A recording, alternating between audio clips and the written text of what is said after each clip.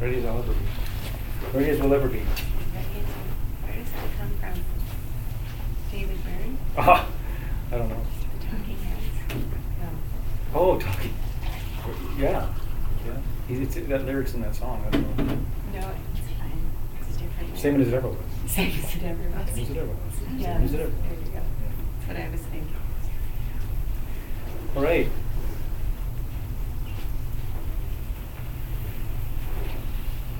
Well, why don't we just to get started, just to get settled a bit.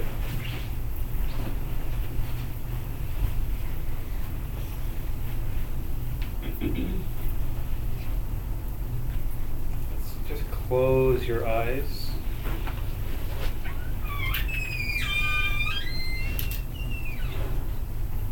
Relax.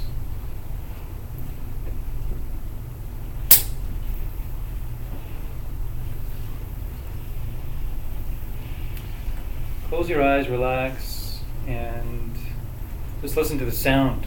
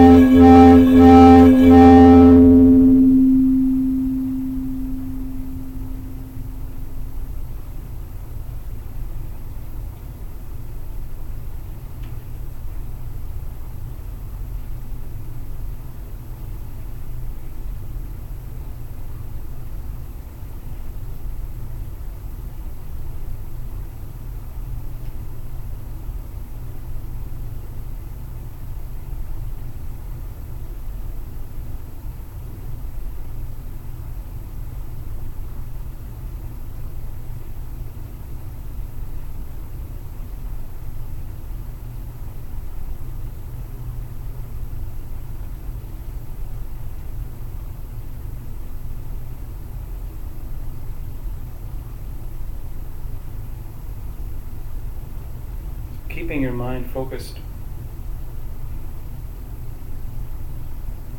on the absence of the sound of the bowl.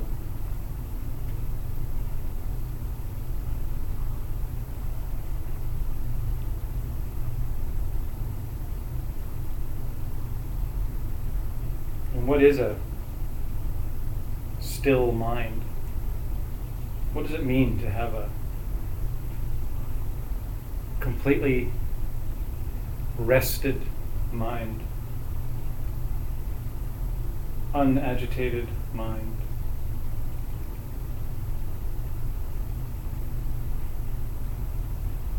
Maybe the answer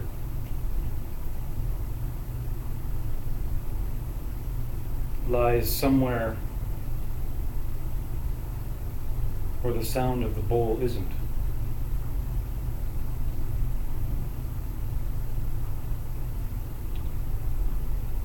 Try and keep your mind focused on the absence of the sound. I'm going to make the sound again.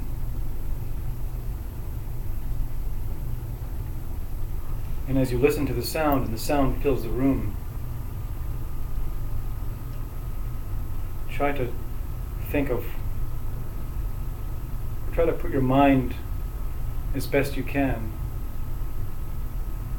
on what the bowl isn't doing.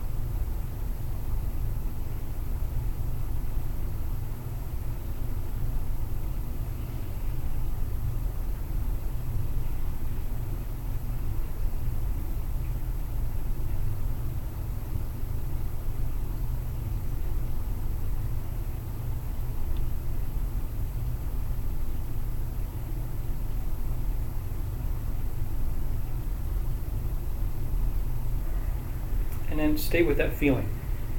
And you can open your eyes and try not to think too hard about it.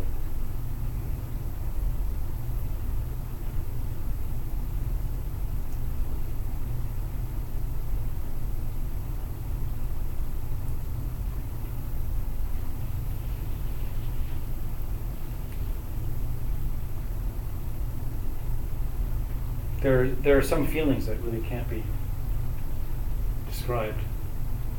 There are some states of mind that can't be described.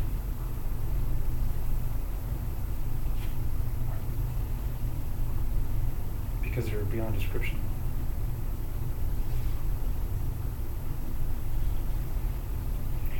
But it's a good place to start.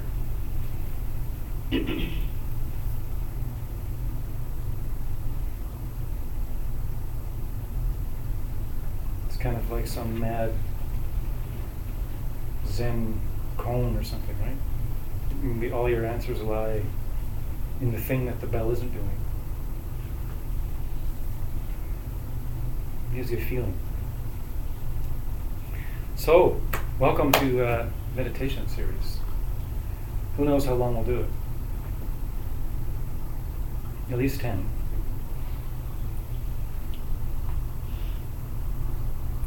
So what I'd like to do is I'd like to keep these classes fairly simple.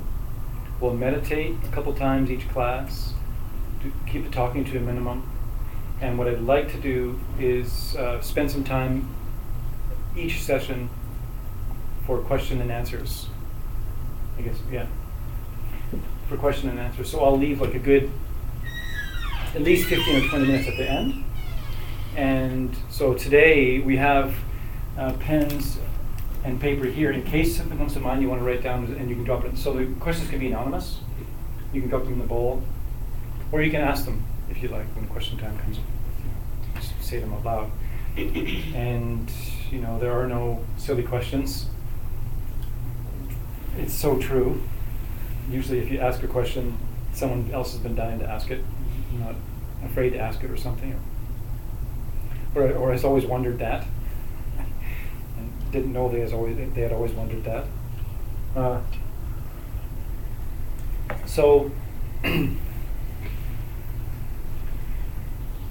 yeah, and we'll do that, and try to keep it. I'll try to keep it very Buddhist-y, as much as I can, so that maybe more people will be attracted and arrive. Sometimes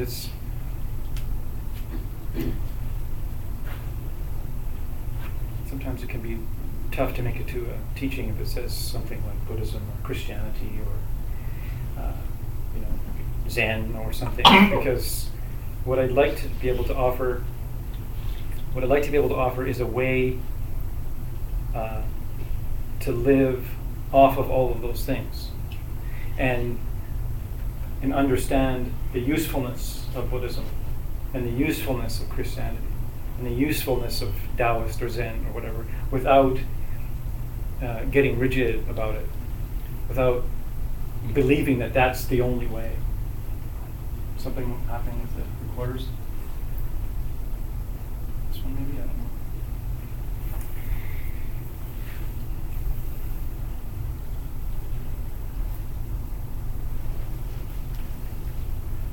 So I think everyone in the room they're meditators. I mean, you've had experience meditating.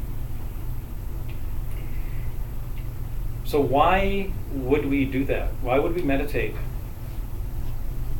Why meditate? Anybody want to offer up any experience, like from your experience meditating, or maybe from your experience of meditating and then not meditating, time periods where you have meditated, time periods where you haven't. What have been any comments you may have about why would we meditate? Anybody want to offer anything? For me, calms my mind. Calms your mind. And it also helps concentration. Helps your concentration. Yeah. Two very good effects of meditation. Anybody else? So become more self-aware and purify the mind. More self-aware. Yeah. Have more awareness during the day.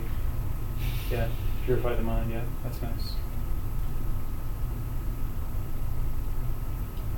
It keeps me from getting in that stage where it's been like a run of days where I haven't really focused on what's important. I've been so caught up with things. So at least once a day it's nice to check in on what I really care about. Plug it into something deeper. Yeah. There's so many benefits to meditating. It's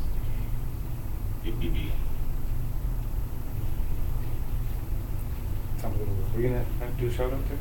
Yeah. For me, when I meditate, my body just completely relaxes. Mm-hmm. I can feel like everything's sinking down. It grounds me, and it feels like my brain is going into like a healing state. Mm-hmm. Yeah, all good things. Anyone ever been scared meditating? Instantaneously, yeah.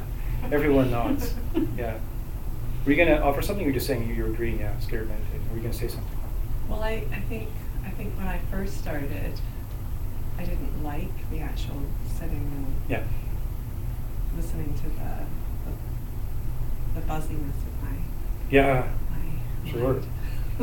It's very revealing, isn't it? Yeah. Yeah, very revealing.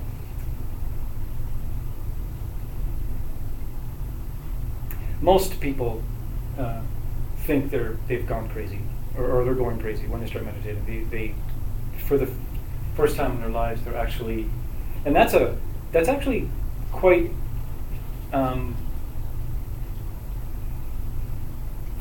It's amazing. I mean, if you can have never meditated, and then in a reasonably brief period of time, actually notice that you're crazy. Actually notice that your mind is never rests. that is a very important milestone in your career as a meditator.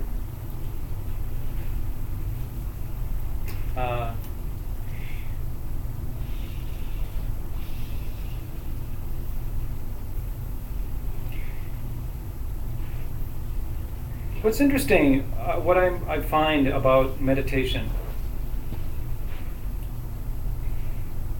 and what it has to offer and what it can offer,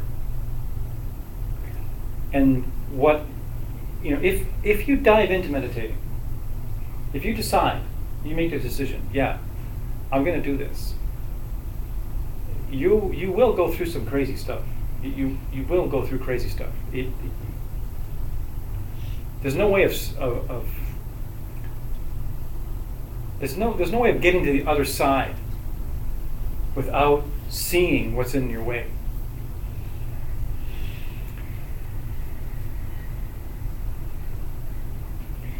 So what I'm hoping to help everybody with is to get us to look at what the problem is.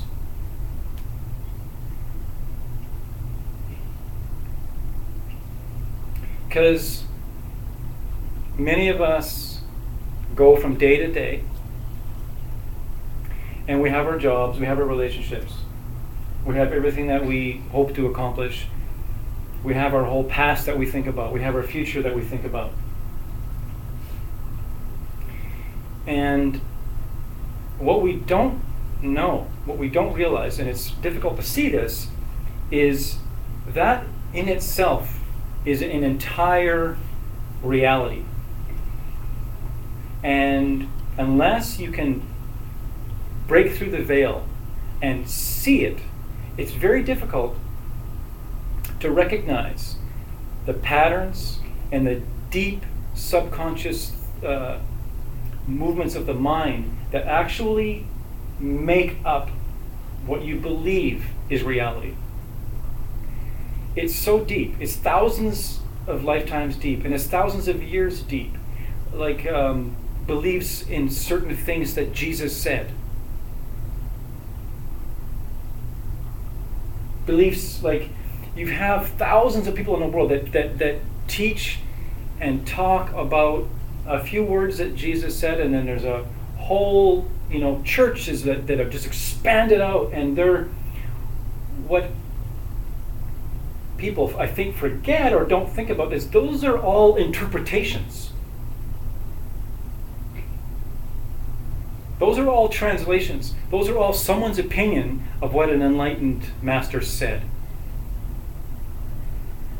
And most likely, they weren't enlightened masters that wrote about what he said. They don't actually really understand. And then they don't really understand and then make entire cultures based on rules that they make up. This is how we should act. And all that's happened over in the history of the planet is every once in a while someone sees the secret and pops through and understands the whole problem to everyone's discontentment and unhappiness is just the mind. It's just the mind. It's the ego. It's the ego mind. And when I'm going to call it the mind, like small m mind.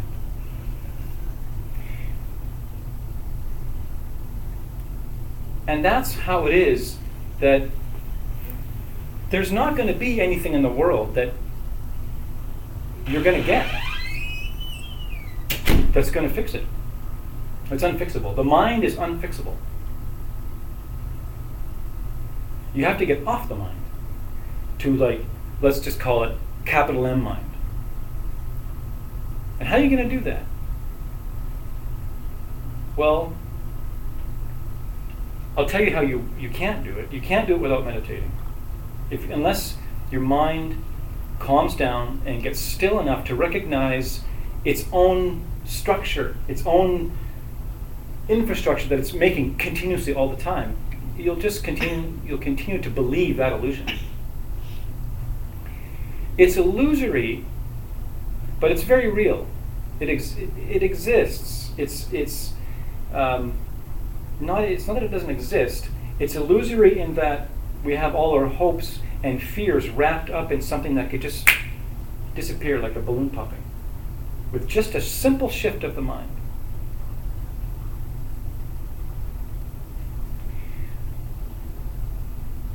I'll give you possibly a lame example.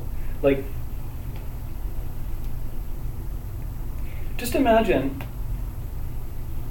your state of mind. So you're brooding on your future, and you're brooding on something that happened in the past, and you're thinking, and your brow is furrowed. Can't imagine getting out of all these problems, and the mind is like scheming and making plans. Well, if I do this, and if I do that, and maybe, in 7 years from now, this will all be kind of taken care of, and I'll be kind of in a better place. And then someone says something to you so funny that you instantaneously go into a fit of laughter. You know, the kind of laughter that happens once in a while, like when you're at a sleepover. And, you go into a fit of laughter. In that moment, that reality doesn't exist. All your problems are gone. You're like in nirvana for about 10 seconds. You've arrived for about 10 seconds. And nothing changed. Nothing changed. You just hit joy. You hit joy. You hit joy for no reason. Who knows why that thing was funny?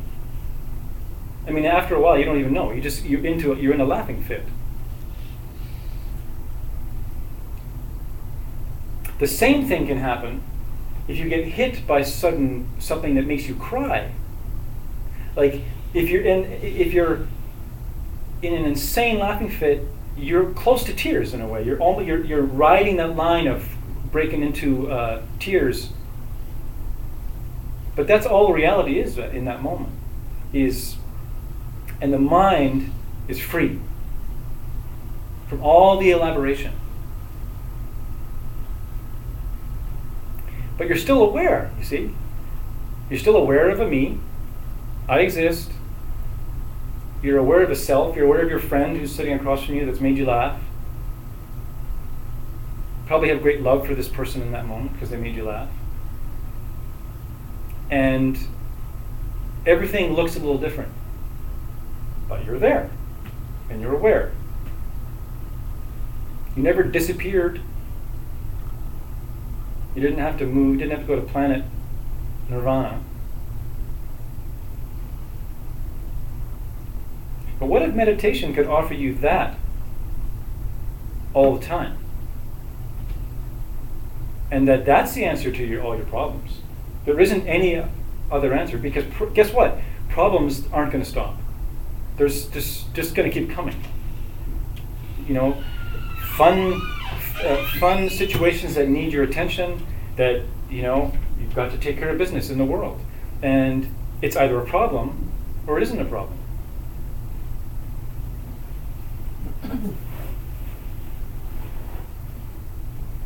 If you reach like an enlightened mind, you're just present. You're present. You're in the world.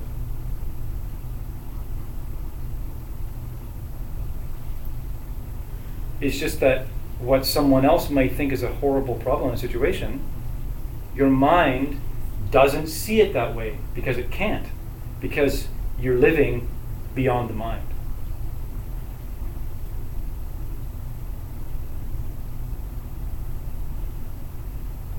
So how do we even get a glimpse of that, where we can start to see that enough to become passionate about sitting down and meditating and reaching a place like that is like your own personal nirvana, your own personal peace, your own peace. So So let's do a little meditation now. Now I should mention, if anybody wants to do this lying down, they can. You can do it standing up, you can do it sitting in a chair, whatever type of posture that you would like to do. As long as you're comfortable. Depends on how long it is. It's going to be about 15 minutes. Yeah. And you have yoga mats.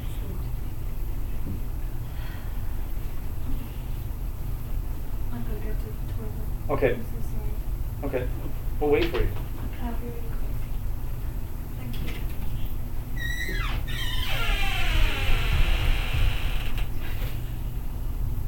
The pressure. Yeah, it's easier to do a 15 meditation with an empty bladder. Yeah.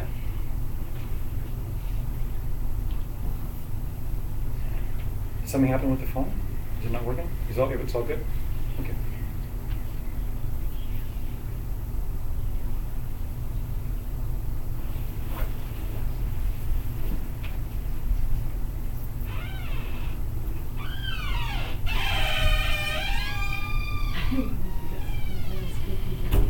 Right. It's definitely boring.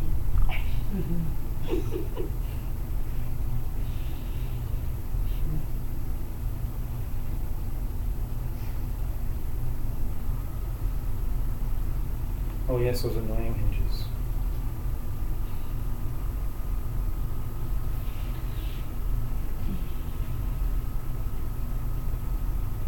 See, that's if you meditate enough, then anything is an object of your meditation, including that sound. That can give you reams of bliss. Totally. Send you over the moon. Yeah. And what is Joyce up to now? Taking care of business over there. Oh, nails on a chalkboard. That'd be. Should we test it out? Yeah, it's just so hard to think of that as bliss. As bliss, right? Yeah. Yeah. Yeah, the emptiness of sound. Yeah, sure, yeah. I was sitting against a wall on Main Street, or not on Main Street, just on 14th and being where the yoga studio is, and just listening to all the noise around me. And I guess it was just usually, or a lot of the times lately, I'm super irritated, but then I just got into it, and it was just a completely different experience. Just Yeah. putting into A symphony. practice, yeah, Yeah. what Like, I right? learned. Yeah. From it, right? It was just really a wild experience. Yeah. Anyway, yeah, It's profound. What's happening, Joyce? Oh, I was just wondering if you wanted to watch a little bit more TV until I started. We're going to do 15-minute meditation. Yeah. I'll do it. Okay, so this is like our first meditation, and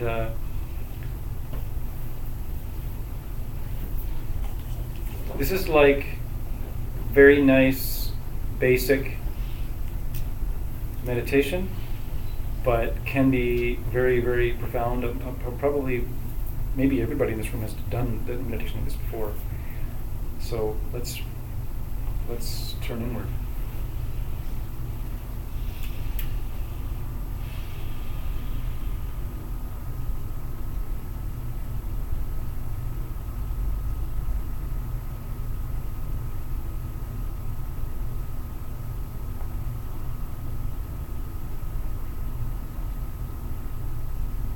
And first, notice how your body feels.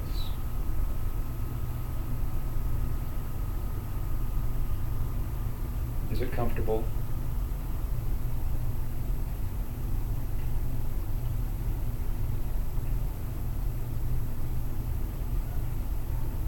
Is your spine as straight as it could be? but at the same time relax. And that, a nice in-breath can go a long way to help that. So you take a nice deep inhale. And as you inhale, draw the crown of your head towards the sky. And then as you're exhaling, keep that slight lengthening as your shoulders relax and your heart lifts.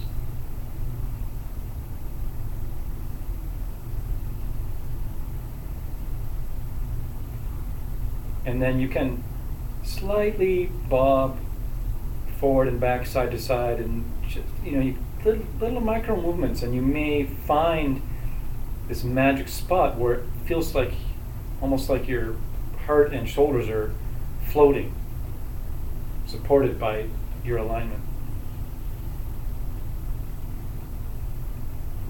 And if you're not at that spot, don't worry. Sometimes it can be quick to find that spot, or sometimes it could take a long time to find that just spot that's right for you.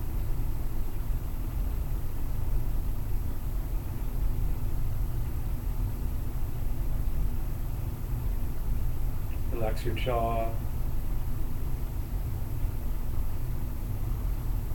Don't let your eyebrows get involved. No furrowed brows, relaxing the whole forehead and brows.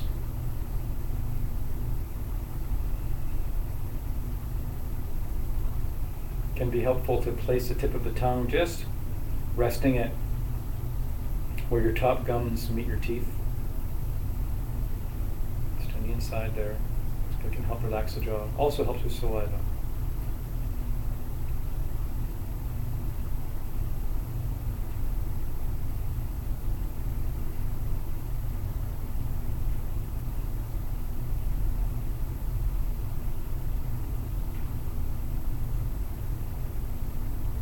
And begin to focus on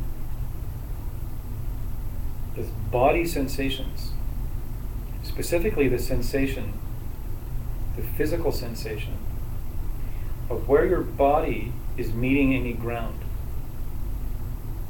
So ground is cushion, blanket, rug. Even the sensation of where your hands are resting on your knees or wherever they're resting.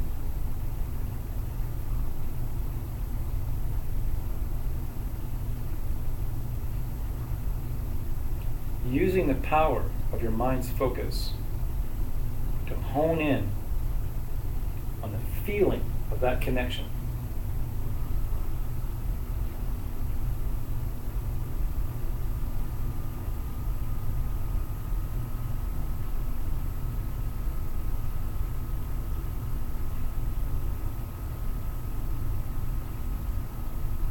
Nothing else to focus on, just that feeling.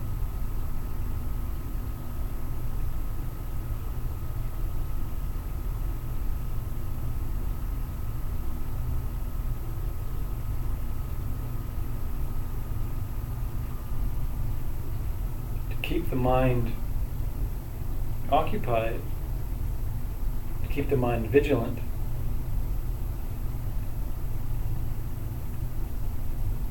notice mental images that are associated with the feeling.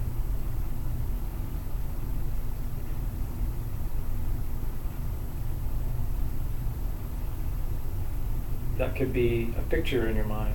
It could be a thought. It could be a sound.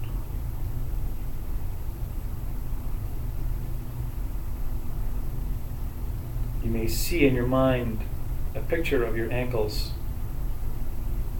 cross and touching the blanket.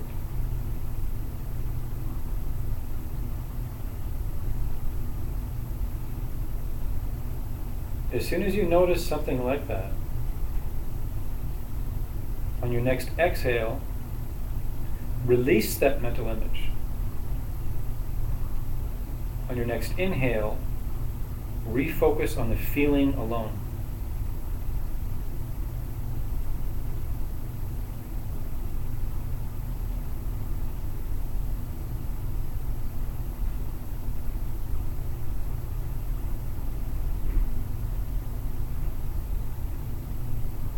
Try and get the understanding that the mental pictures, the mental images, the thoughts that you may be having about that feeling.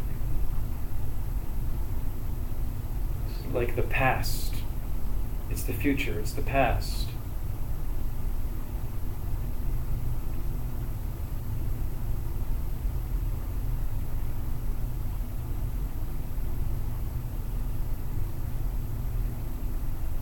But the feeling alone is pure present.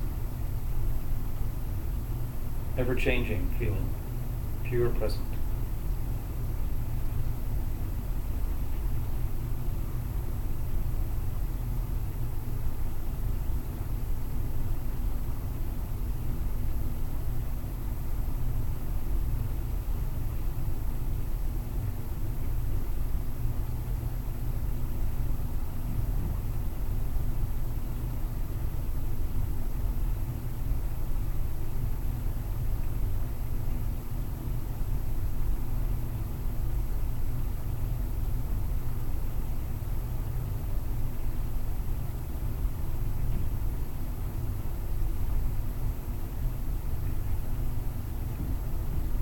Now change the focus to the physical feeling of your belly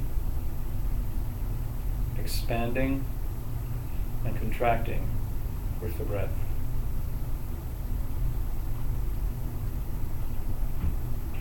Noticing any urge to control the breath. Let that go on the exhale.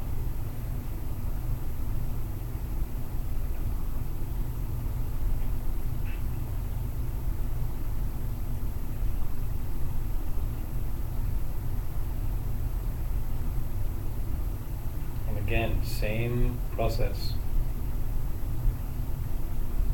Exhale away mental images that are associated with the feeling. On the inhale, refocus. Stay with the feeling alone.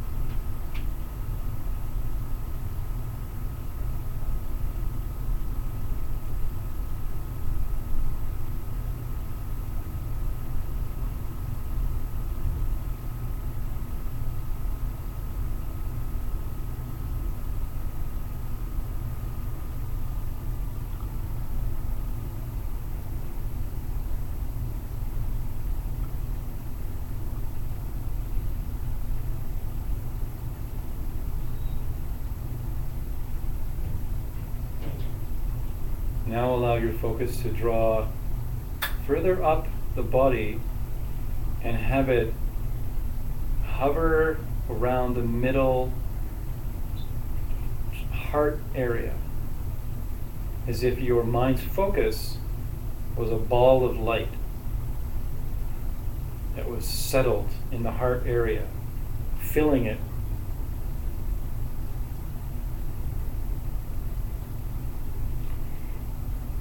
And then have this awareness, a type of awareness that from this heart area fills your body.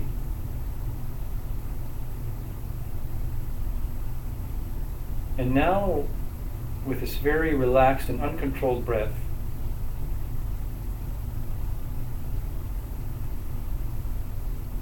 you're noticing the physical sensations of your entire body all at once. As much as that is, however you can do that in this moment.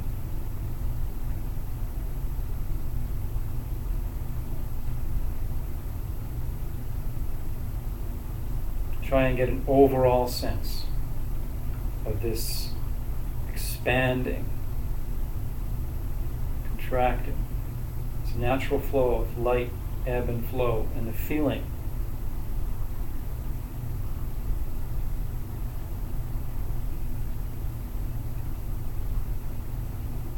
And keep on tossing out all mental images associated, and stay with the feeling, the sensation, the physical sensation.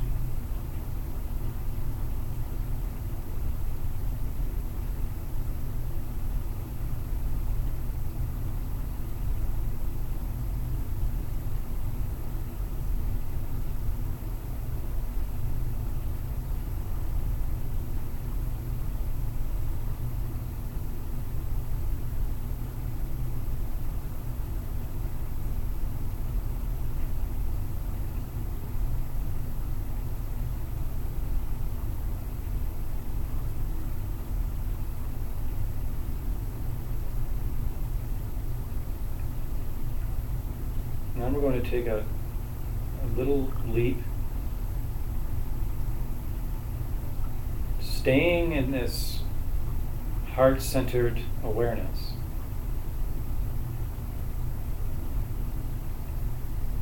Begin to include the whole room.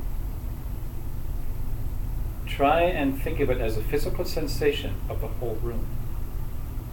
So now the sounds that you're hearing are a physical sensation.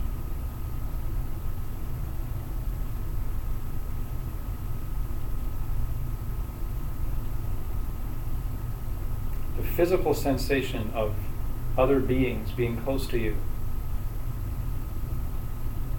A subtle sense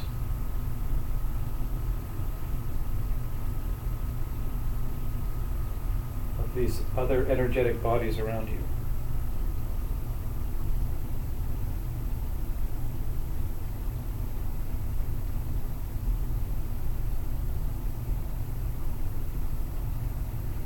So you're just present, and you're aware, and you're awake. Here and now. Nothing else.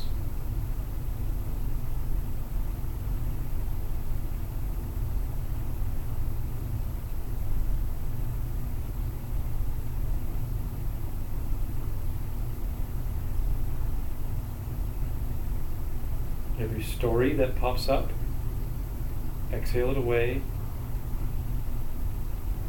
Reinvigorate your focus on the inhale, starting again. Once more, presence. Once more, presence.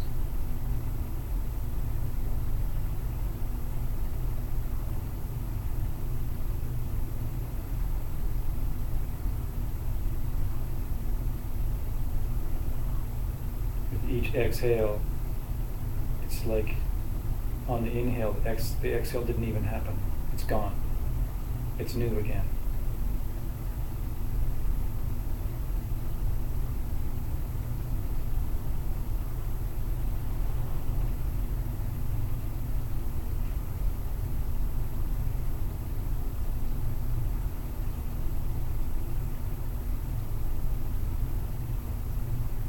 So we're going to relax coming out of the meditation, keeping the eyes cast downward, just maybe in front of your knees, as you just open your eyes slightly, taking in the room, but try to stay with any centered awareness that you may have cultivated in that meditation.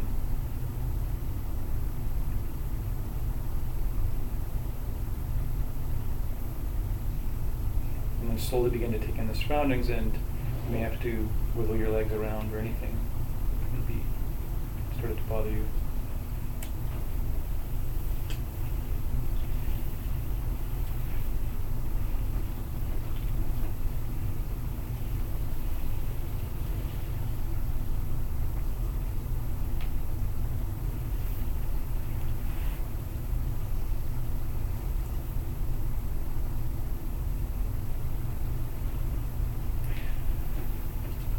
Hello. Welcome back.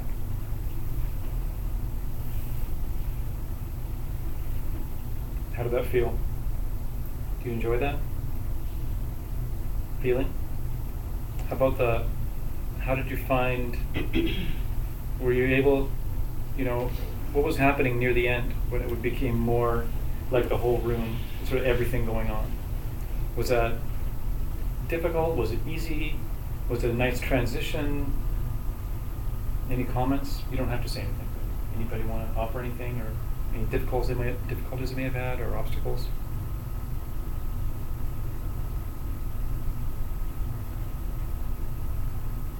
When you mentioned about other beings or other energies, my mind got involved in the story. Yeah. And then when I just tried to focus on the space outside of me in the room, filling up the whole room, I was able to get some stillness. Mm-hmm. It was almost like kind of expanding outwards, was calming me down. Mm-hmm. Like forcing yourself to focus in a broader range, like forced you into more in your center. Yeah. So that's a great go-to meditation right there. You know, you could do something like that anytime, anywhere. You know, and we just that was 15 minutes. I don't know how long it felt, but it was 15 minutes, and you could do it in 10 minutes. You could do it in 5 minutes, and you could pick any one of those places to start.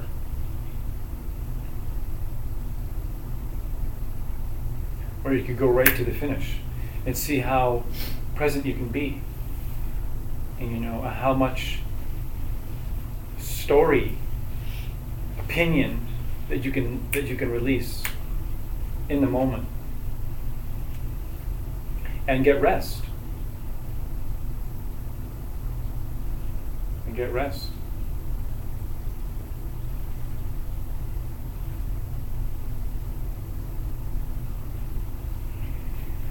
So the key to meditation and the key to succeeding at meditation is doing it every day,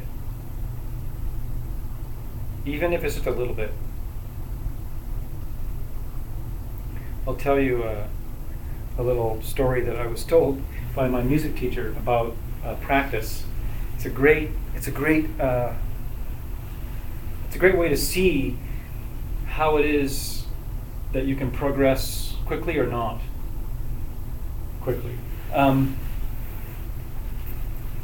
We're going to use the story of two people embarking on a journey. They want to become weightlifters, and they want to increase how much weight they can lift. And the first person is very, practices every single day for a month, and the other person takes weekends off. So each day that these two people practice, they can lift 2 more pounds. Each day they lift 2 more pounds. But what they say is, if you skip a day, you stay the same. The first day, you stay the same. The second day, you go backwards.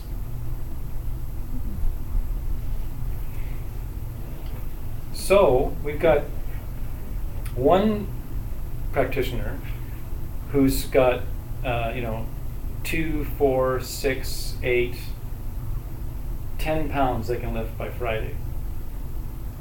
They go through the weekend. They've got 12, 14, and then they get 16 pounds they can lift on Monday. Other practitioner, 2, 4, 6, 8, 10. They can lift 10 pounds on Friday. Saturday they can lift 10 pounds. Sunday they can lift 8 pounds. Monday they're back to 6 pounds. And then Monday they're 6, 8, 10, 12, 14 pounds. So now they're at 14 pounds the following Friday, 2 weeks later. Well, the first one who didn't skip the weekends, what did we say he was at? 16, right? So he's at 16, so now he's at 18, 20, 22, 24, 26 pounds. on Friday. Right? You keep adding it up like that, and by the time you get to 30 days, the first practitioners can lift like almost 60 pounds, and the person who took weekends off can only lift less than half of that. Less than half. And it doesn't have to be something where you sit down and you grind yourself against your mind for 60 minutes. It can be 15 minutes. 15 minutes a day, 12 minutes a day, 6 minutes a day. But for those 6 minutes, or for those 12 minutes, you commit. You unplug. Turn off the phone. I mean, that's a practice in itself now. I mean, it's gotten so insane now that, you could call that a practice, sadly enough. What's your practice? Oh, for 30 minutes I unplug. I don't check my email. I turn off my phone. I don't watch Netflix. I just, I don't distract myself at all. I sit in a room and I just try and relax. Just try it. See what happens. See how agitated the mind instantaneously gets when it loses all its little objects. That it keeps that reality going, you see. This, that's the thing about the smartphones. Smartphone dumb customer? I don't know. It's like, they're amazing. They're amazing. Me and Joyce had to talk about this. They bring a lot of people together and they do amazing stuff. But if they're used in a way that's constantly distracting, then they can really add to that infrastructure. It's an infrastructure. The mind. It needs to be collapsed. And not even collapsed. You just need to see it for what it is. And then it will just disintegrate. But all the distraction just feeds it. Just feeds it. And if you can practice some stillness each day and just start to be aware of how dull the mind gets or how agitated the mind gets while you're trying to do that, day by day by day, you'll carry this middle line of no dullness and agitation all through your day. So you'll have a very meditative experience through your life.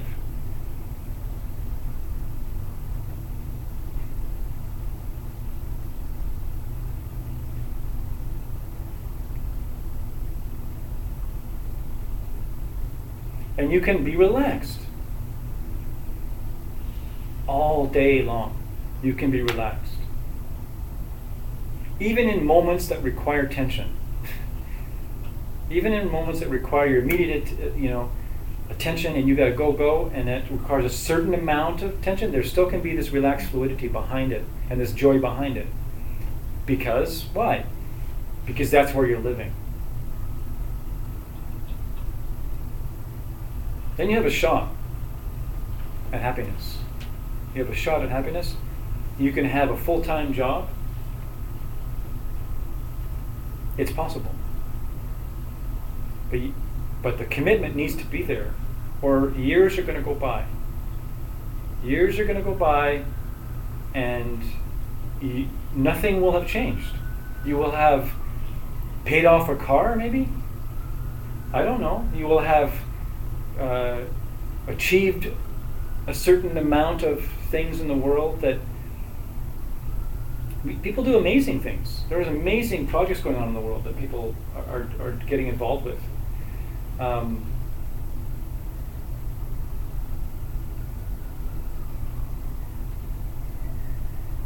And they can help the world and people. There's people suffering out there that need help. But you're going to be more help if you have a still mind.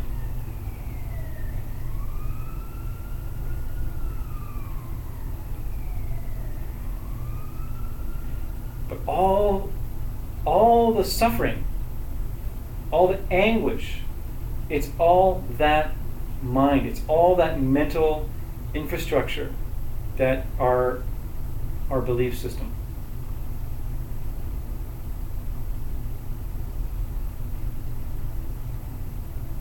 That instantaneous story that pops up in our mind that we have no control of over this person that comes towards me, this person that's leaving me, and what I'm going through about it.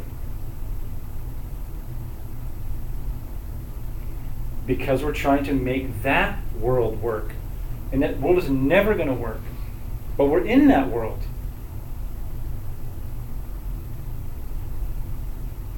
But you don't have to be of that world. And it's all about concentration. It's all about concentration. It's about awareness.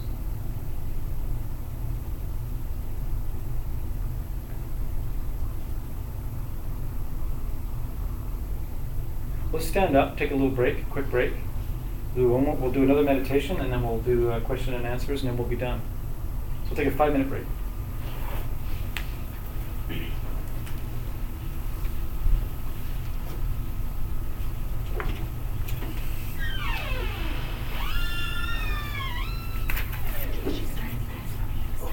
Yes. Yes. Okay. So I met this little Oh, yeah. the other day on 4th Avenue, and he's from Nepal, and him and his wife were here, and he's a tantric, and his father he studied Buddhism a lot, and he does the singing bowl that has a lot of singing bowls in his, like he's got a retail space, but he No, I just went there. wants to teach, like he Well, she's taught, actually there right now. and then he also teaches in Italy, goes there and stuff. And I just walked in the store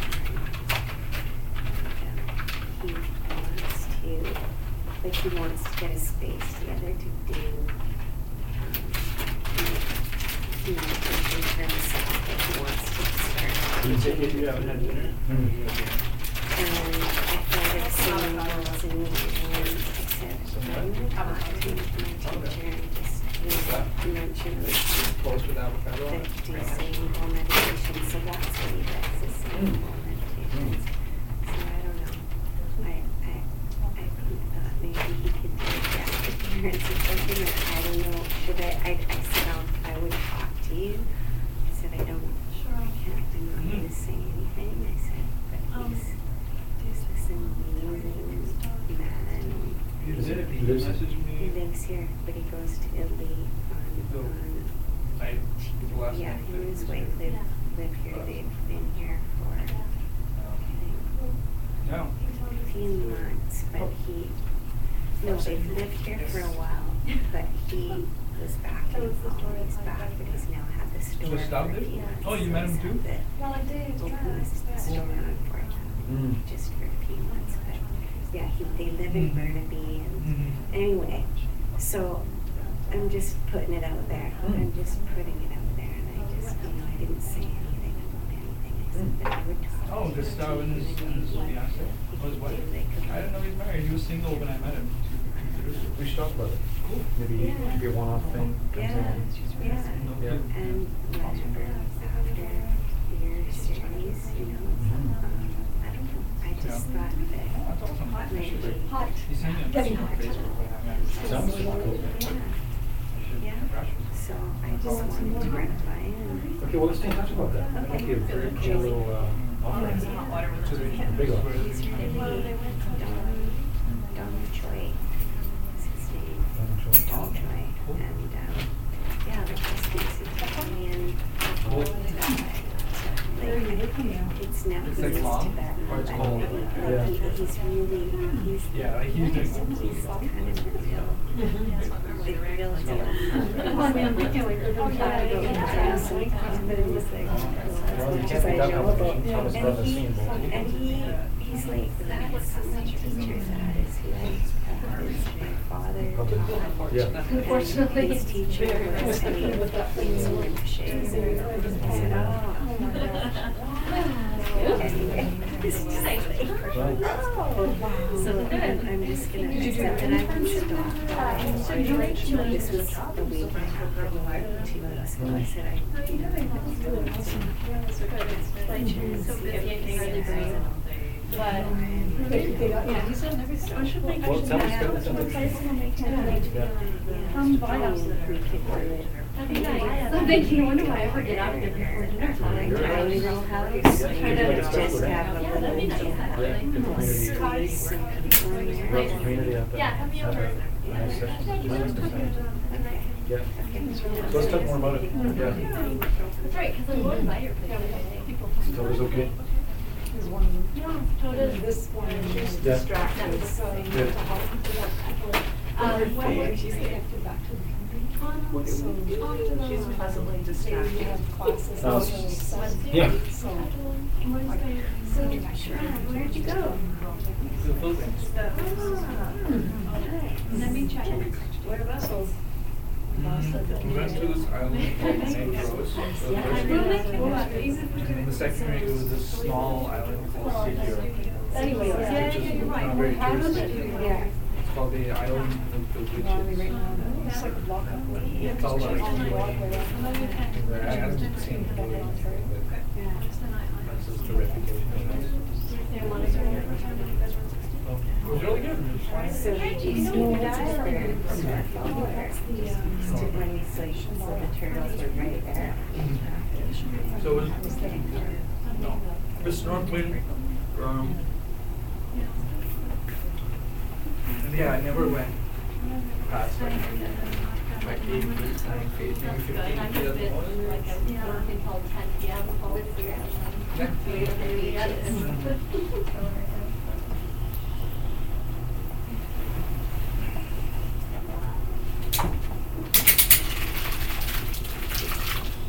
That's some hot water. Great.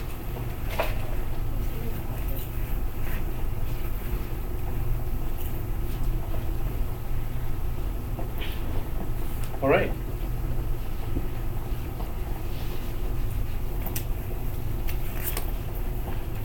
Also, want to mention that if you, one thing that would help develop a habit, can help develop a habit, is journaling your meditations. It can be very helpful to have a little book. You know, buy a special little book, and you know, okay, I'm gonna write in this book every day, and it can also be very helpful to meditate on the same time every day. Can be helpful. Sometimes it's not practical, but if you can train your body to want it at a certain time, that's very helpful. But if you're gonna journal it, then you could write the date, the time, and you could say what your object was or what your focus was. You could say what percentage of time I was on the object, what percentage of time I was off the object, and be kind to yourself. You may find that was fluctuating. You know, you may find that you were 100% on the object for 40% of the time. You know what I mean? Like, because there's certain kinds of focus that are very poignant, where you can be focused, and it's not. You'll learn this over time, but we'll talk about it. And any insights that you may have about the meditation, or that come up in the meditation, because that's where all the action is the insights that you have during the meditation that you can see, that relate to what you're trying to do. It's really loud.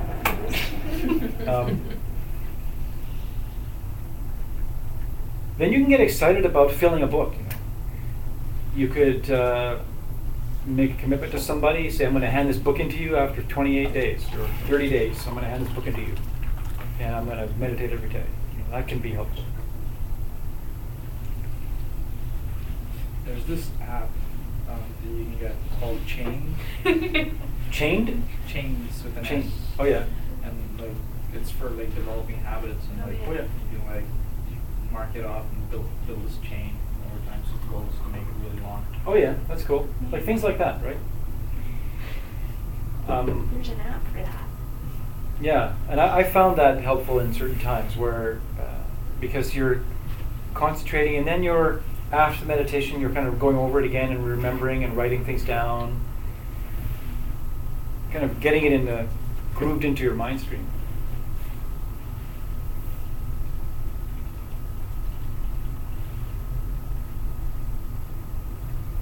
And also you could write down what you ate that day. And you may notice a pattern. You may notice that, well, I had a huge plate of spaghetti right before I meditated. Maybe it wasn't a good idea. You may notice how you feel after you eat certain things, or how you feel in the morning, or whether you did it at night, how you felt. I personally find that it's very different. The morning meditation or a night meditation is very different vibrations. And so I find it easier to focus on different things and at those times. So that's something we'll also talk about and we can get going. And another thing that's very, very useful is talking with your meditation buddies. Like get some kind of thing going, how your meditation is going. You can talk about your meditations or, I did meditate today, or I haven't meditated for 6 days in a row and I had this great meditation the other day and I had this insight, or just talk to each other about it, or me, if you feel free to talk to me about it, but without doing that in a helpful way, without trying to create some kind of competitive atmosphere, because that can, next thing you know, the song is like in competition. Well, I heard Amanda did like 6 in a row.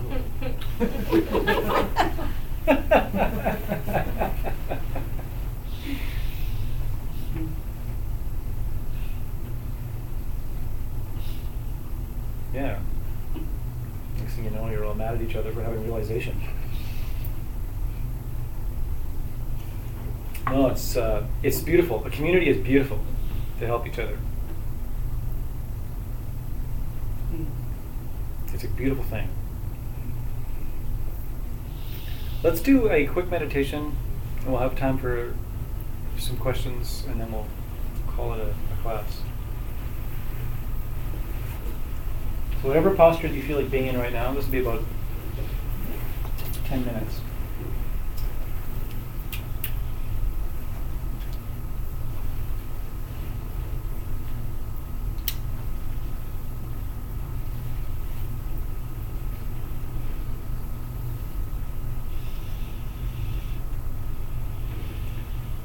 See if you can instantaneously tune in to like the last place you left off in meditation. Maybe there's a residual vibration there, a residual quietness.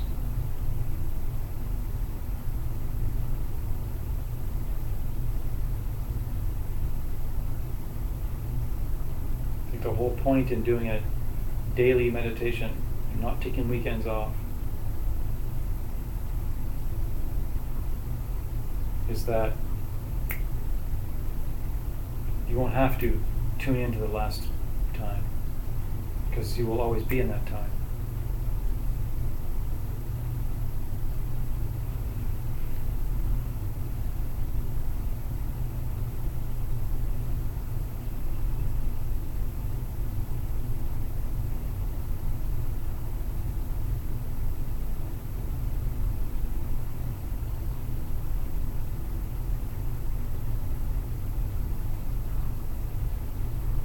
Place your mind's focus in the area of your heart. And think of this as the area of the heart chakra. So it's in the center and towards your back body. So it's like the center point of this heart chakra towards the back body.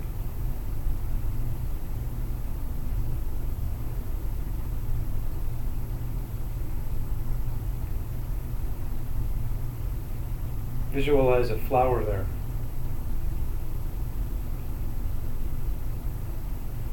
And in the center of this flower is a pinpoint of light.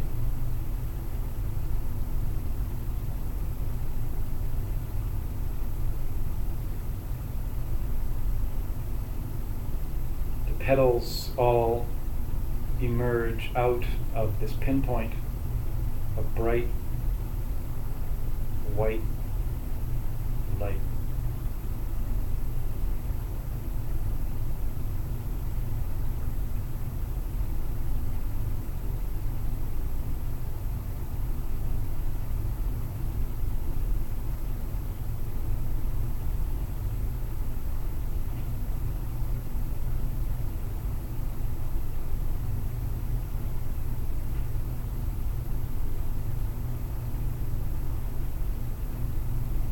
And you decide that you're going to actually take a closer look at this flower.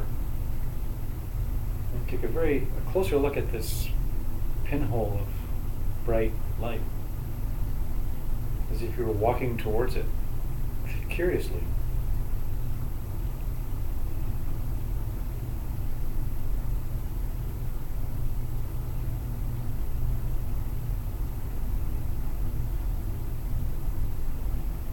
As you focus in upon this point in the center of the flower, you get closer and closer. The flower gets bigger and bigger. And now this pinpoint of light begins to look like a round window, a round opening that's just full of light.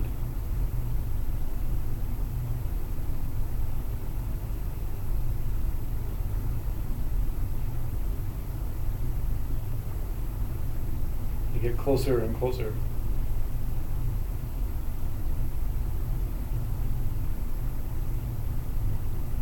And this opening gets bigger and bigger.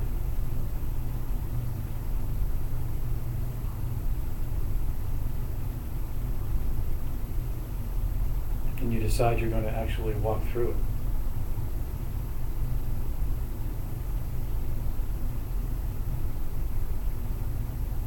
And you step inside.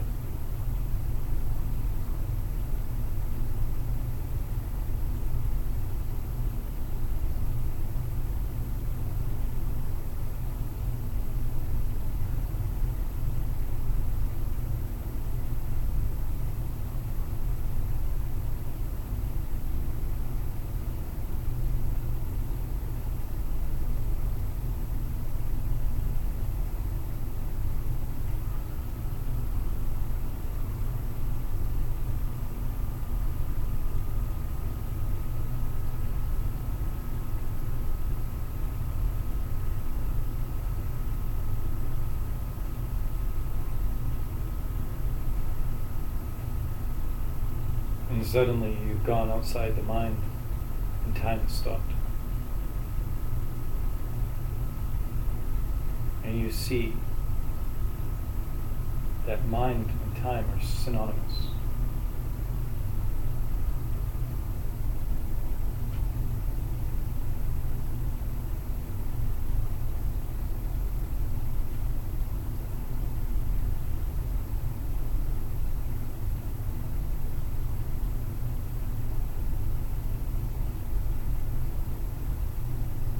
And in this place of rest,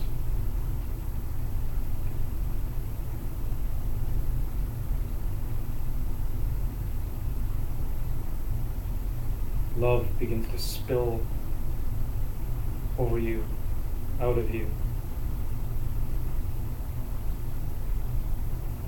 like rivers and streams.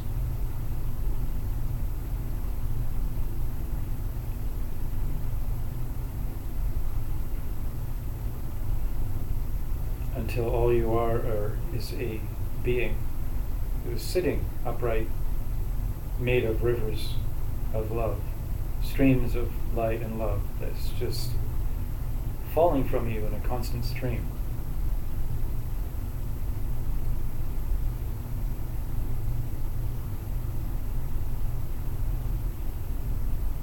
And as you sit outside of mind, outside of time, You hold a love for every single living being.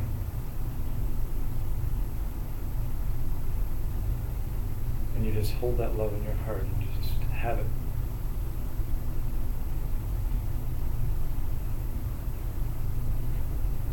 And this is what you are in this place, and there's no time.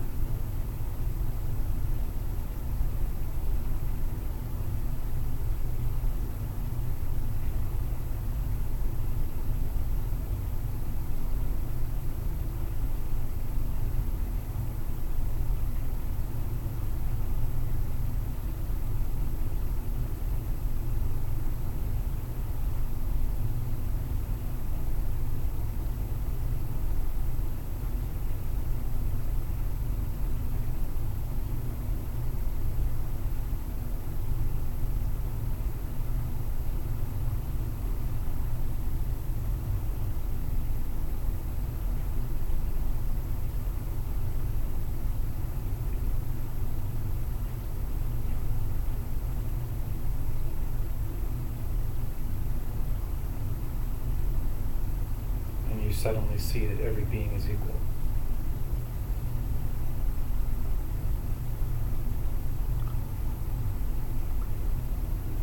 And any notion that you're above or below any other is simply a trick of the mind.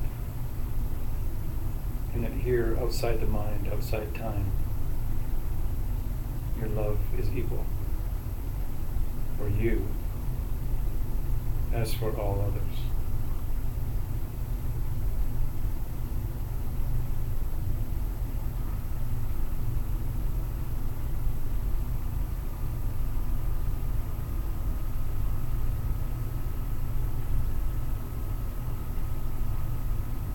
And when you're ready, open your eyes.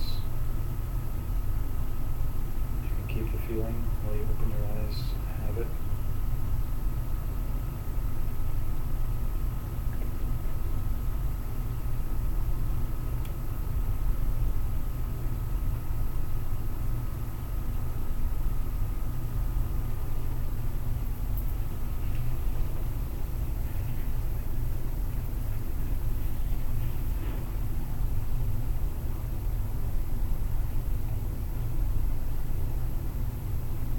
That was under 10 minutes.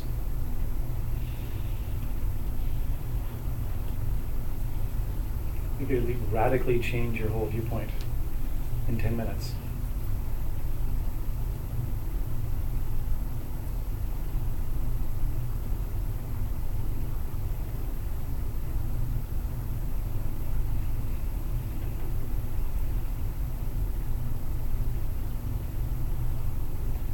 If you notice, there's always going to be one thing that remains seamless through all the meditations. It's going to be you are going to choose to focus on something. You are deciding to change and switch your focus and keep your focus there.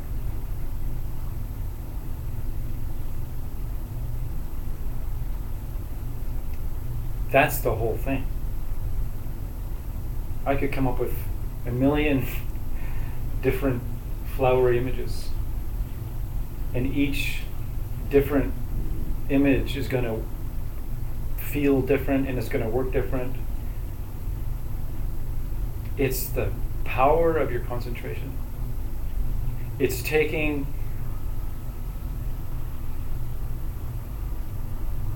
a dispersed power and drawing it in and concentrating it. And then then it's like that concentrate then fills you.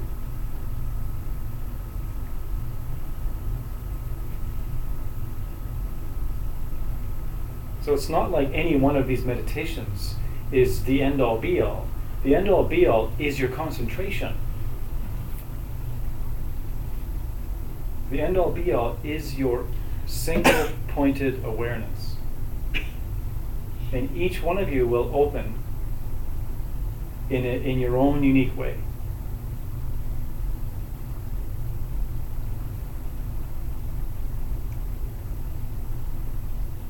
Anybody have any questions?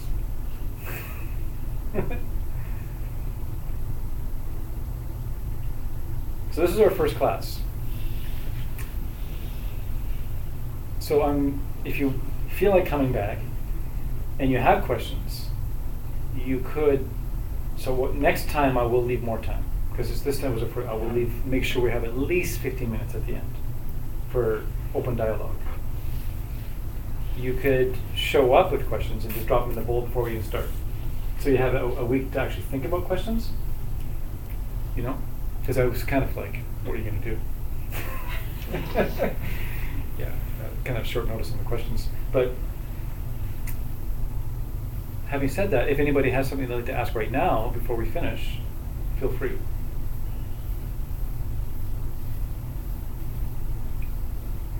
Get one brew in there, Joyce? Yeah, I guess so. Yeah.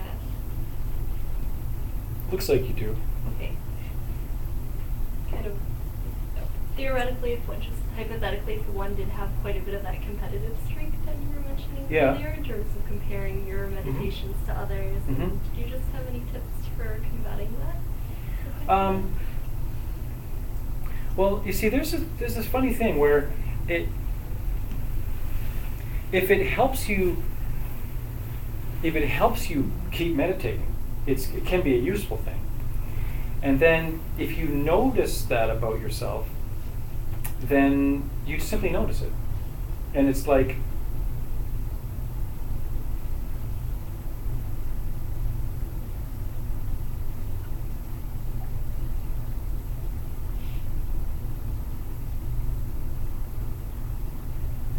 you turn your awareness upon that very feeling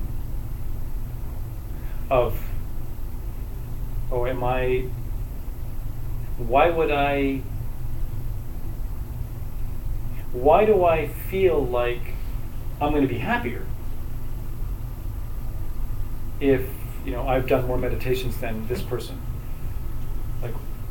or that person, or why would I draw my happiness, or why do I have this feeling in me that I'm going to feel better about myself if I know that this so and so is struggling in their meditation, and I don't happen to have that particular struggle,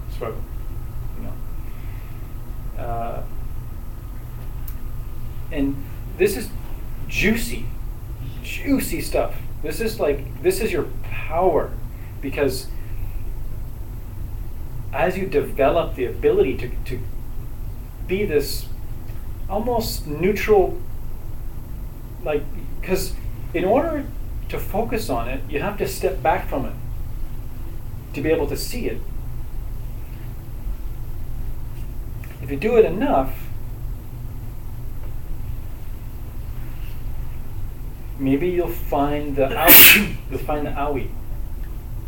You'll find the thing that's hurt, that wants attention.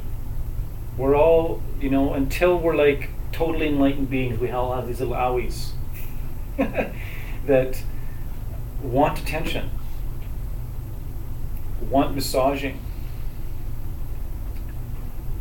And we need to see those things. And so a feeling of jealousy about a fellow practitioner is very good information. It's very good information. It's like a signpost pointing to something deeper. The trick is to develop your stillness enough to actually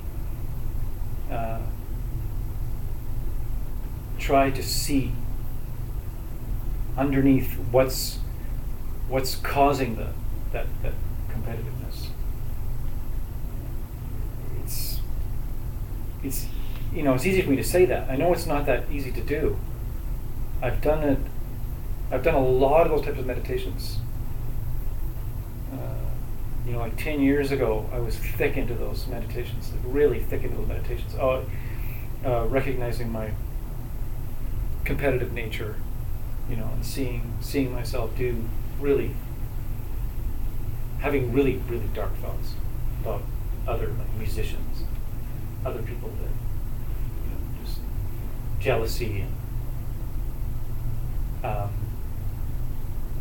and then I just started seeing how I started recognizing how I was wanting to be somebody, and that somebody I would never be.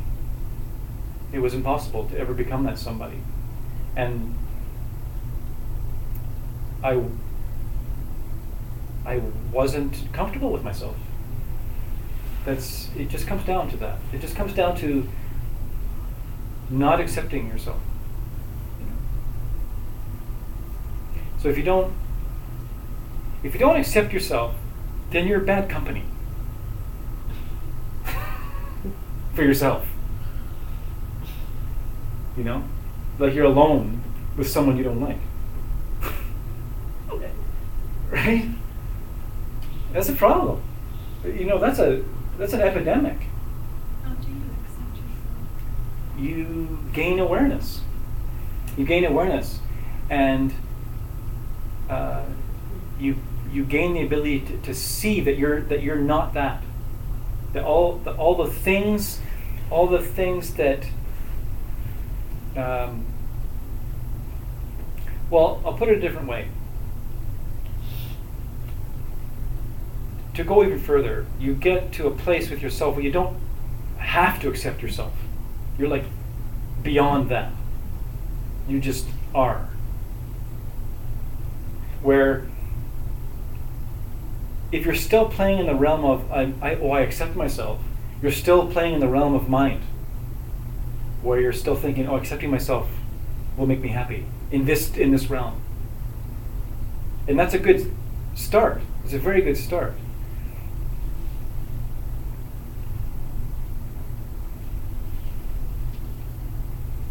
It's like the same as if you truly forgive somebody, it's like in that moment you're beyond forgiveness. There's no longer anything to forgive.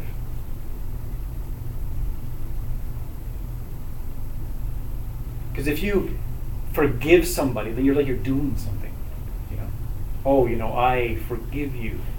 But if you truly forgive somebody, the issue's over.